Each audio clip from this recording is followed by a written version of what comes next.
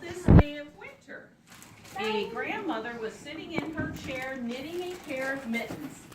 Her grandson was beside her. The grandmother said, "Grandson, go into the forest and gather some firewood. Grandson, go into the forest and gather some firewood. Bring back all you can find. Bring back all you can find. The north wind blows cold, The north wind blows cold, and we must have a good fire to keep us warm." and we must have a good fire to keep us warm. So the boy put on his scarf and mittens and went into the forest to look for wood. All morning the boy worked picking up sticks.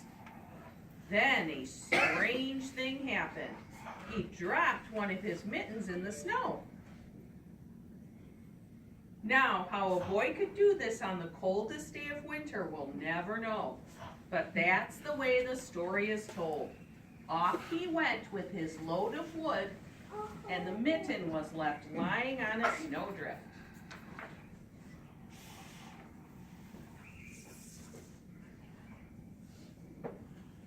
As soon as he was out of sight, a little mouse came scurrying through the woods. Squeak, squeak, squeak. She was very cold, so she popped right into the little boy's mitten to get warm. It was just the right size for one tiny mouse.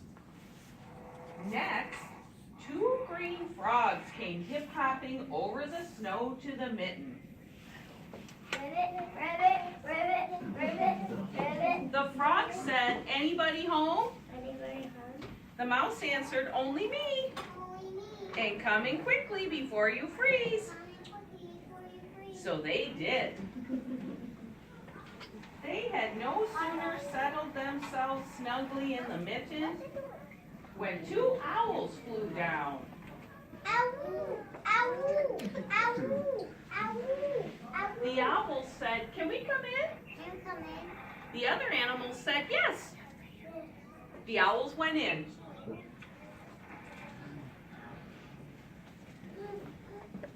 It wasn't long before a rabbit came down the forest path.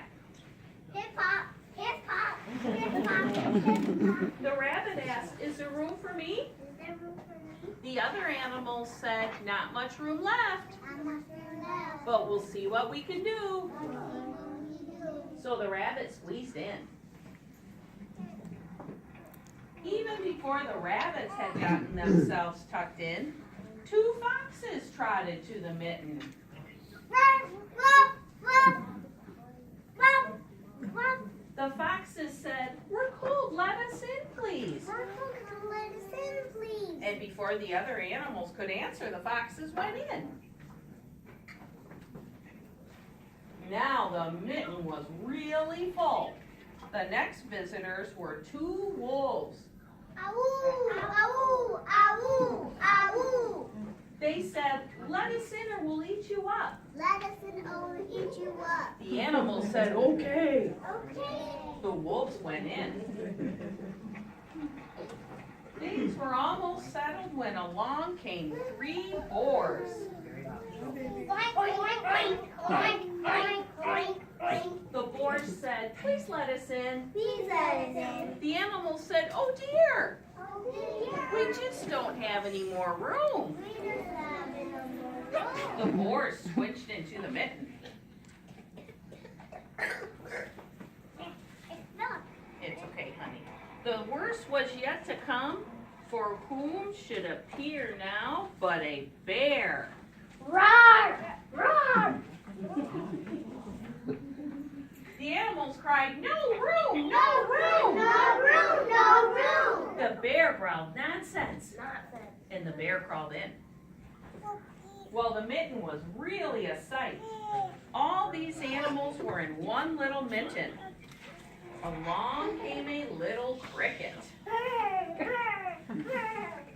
The cricket was very cold, so she decided to squeeze in too.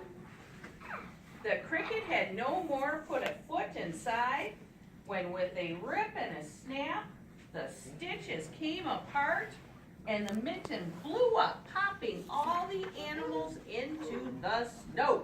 Go. Rip, snap, rip, snap, rip, snap, rip, snap, rip, snap, rip, snap, rip, snap, rip, snap, rip, snap. The little boy discovered that he only had one mitten. So he went back looking for it. But all he could find were ripped apart pieces.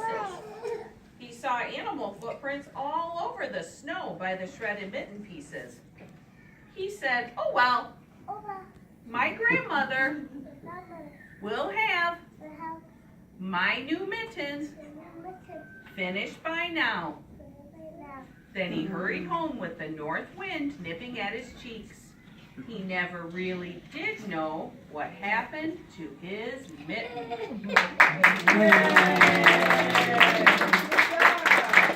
Good job. And here's our cast, Miss Pam, grandmother,